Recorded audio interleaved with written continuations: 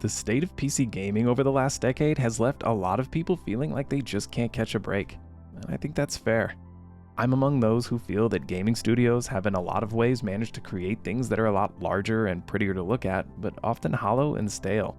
It's starting to feel a bit like the end of the Truman Show, where Truman finally starts to notice that everybody around him is just plugging ads for whatever is nearby. The veil is slipping, and it's becoming all too clear that oftentimes instead of selling games that include skins, we are now being sold skins that include games. Now that games are no longer the product, but rather a medium to sell a product, it has led to a notable lapse in quality and longevity of games from AAA and oftentimes mid-sized studios. It's almost like the larger studios are catching on to the idea of planned obsolescence, where games get pushed out into early access with lofty promises about future features and roadmaps, and people buy the game and spend money on microtransactions and skins for a few months, and then the population dies off. There just doesn't seem to be the same effort as there once was to keep the communities engaged in the game until an expansion, DLC, or sequel is announced. And we've seen this pattern before with a lot of the sports franchises. FIFA and 2K often just slap a new number on the front of the game with minimal updates and push it out as if it was a brand new title every year. And I'm seriously sad to see this happening with other genres and franchises. Of course, there are always exceptions, but if you think about it, when was the last time a AAA studio came out with a game that was new and was a hit for more than a few weeks or a few months? How often does that happen anymore?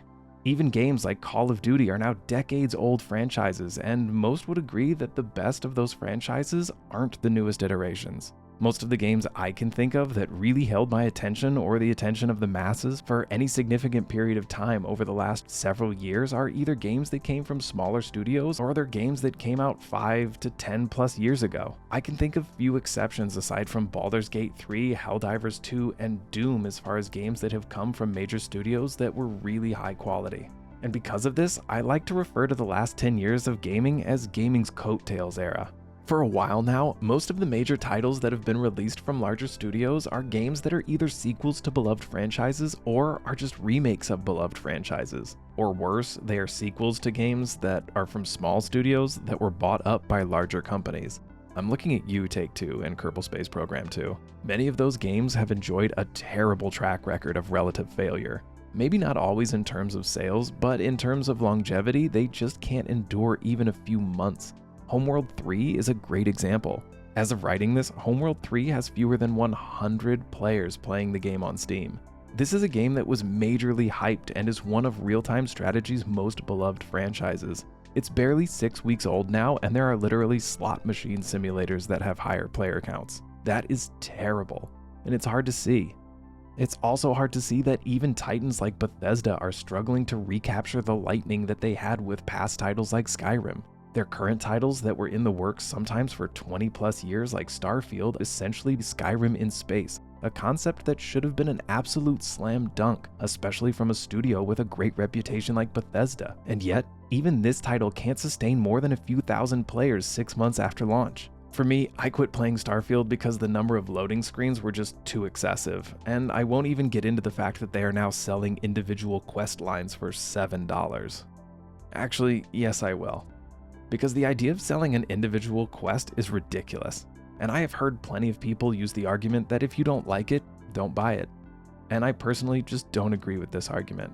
Bad practices shouldn't be met with only positive feedback or silence. It is unreasonable to call for silence from everyone who doesn't praise the piecemealing of a game into individual paid quest lines, especially when that game was already sold at a full AAA price. People have a right to be upset, and if they want to voice their opinions, then they should.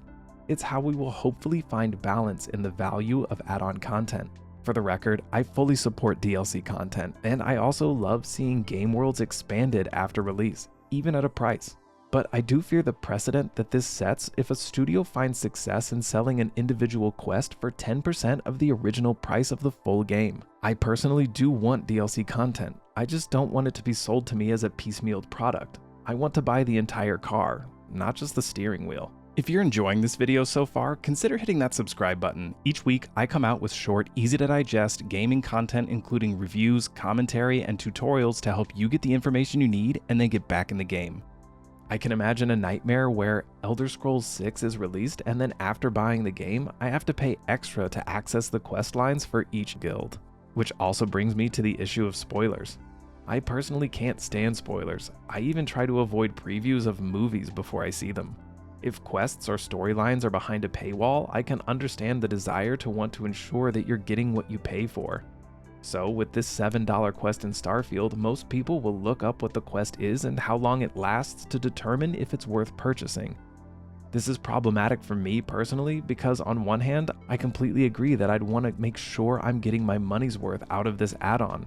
But at the same time, if I already know what the quest is, how long it's going to last, and how it ends, then what's the point of purchasing it? After all, I don't really enjoy point-and-click story games, and that's what these quests basically become if I already know exactly what to do and how it's going to end.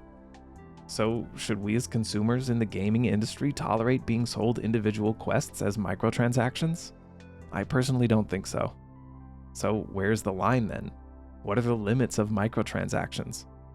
Obviously, this is a touchy subject, with some people arguing that microtransactions have no place in gaming at all, and others having the opinion that they can just ignore them if they don't like them.